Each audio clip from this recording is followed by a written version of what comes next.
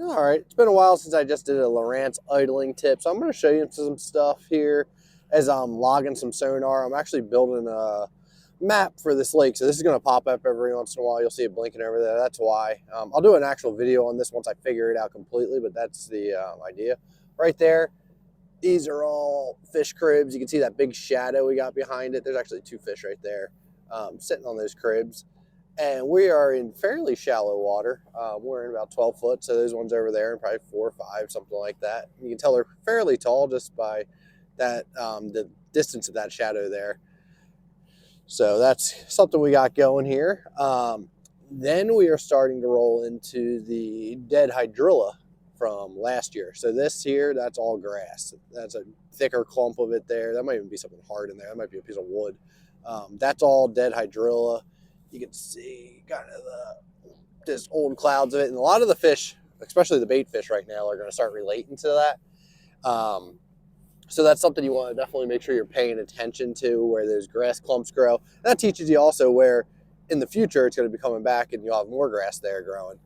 So we're going to kind of keep working our way along. I'd like to find a school of yellow perch, go catch some of them. That's kind of what I'm doing today. And it's middle of February, so the fish aren't biting great. I caught a pickerel. I've had a smallmouth and a largemouth, but they're few and far between, it seems like. You see the water's 43.5. That doesn't make them super excited to bite, but now you can see we're kind of getting into more of that grass. Then when you go over the grass right there, you can see where it's kind of sitting up off the bottom.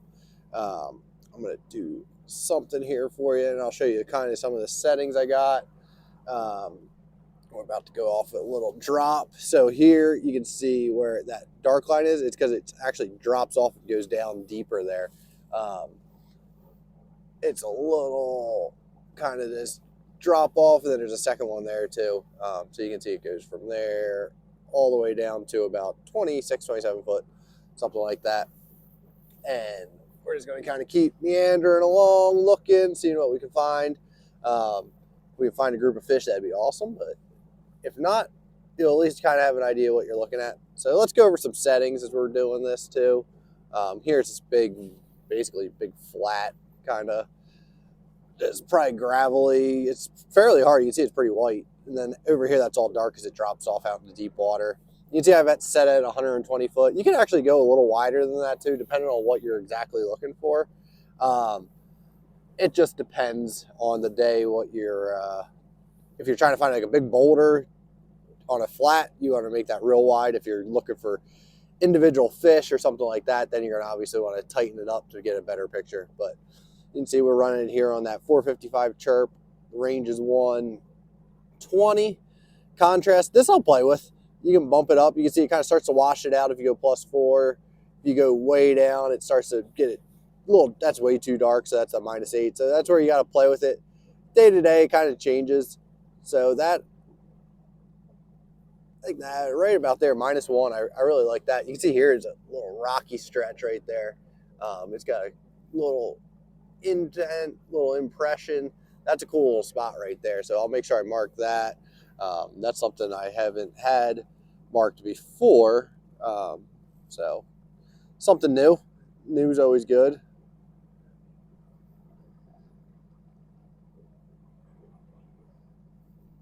All right. I actually did have that marked. If you go over here on my other waypoints, I was a little rock right there, and that was a waypoint I just put there to mark it, so I knew something was different. But so I did have that one marked. I have idled across that. But as I've done all my idling here, I've never logged the sonar, so that's why I'm doing this a little bit. I'll get a little more accurate of a map. This is the Navionics map here. We're at Beltzville, so you can see it's got some contour lines, but not a whole lot of great stuff. So let's go back over here. We're looking at this color palette. This really depends on your eyes, how you see it. I'm a big fan of number 9, that blue. This one's not a bad one either. You have to adjust your contrast a little bit more.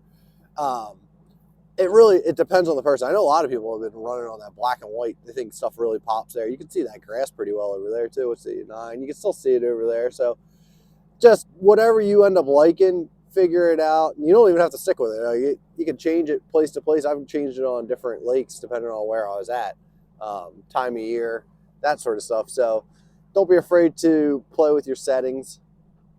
but I'm going back to my tried and true number 9 blue. That kind of rhymed. That was fun. So we're going to keep just kind of working our way through here. I'm going to keep idling my way down. I just want to try to find any little subtleties, anything a little different, maybe something I've overlooked in the past. Let's see what else we could do here. Let's look at this guy. So we'll go back. We're going to check our down scan. It's on 700K chirp. That's what I've been running recently. Contrast, that one's actually plus a lot more. Why I do that, it starts to wash it out a little bit, but when you do see a fish or something that's suspended, it's going to really make it pop. It'll be super bright white. We're coming up the edge here, this little point. So it is helpful for seeing different sorts of different fish that are like out there.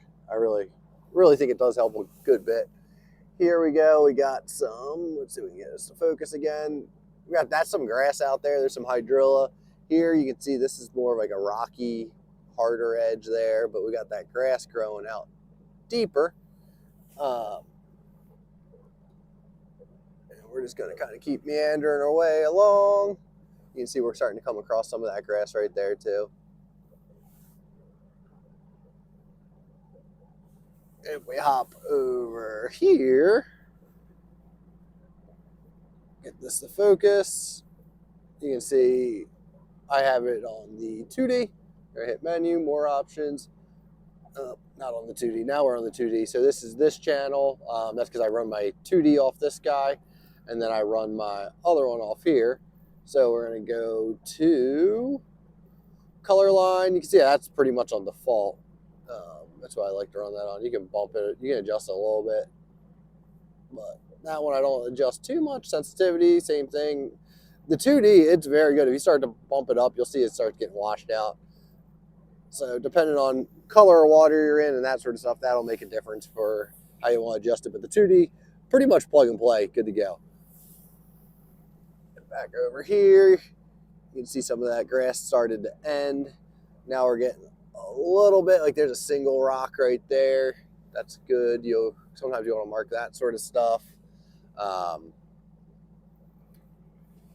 we're just going to kind of keep meandering along, seeing what we find. Have not found that group of perch yet, or bass. The bass are probably out a little deeper now. They're probably still in that, I would say 20 to 40 foot of water.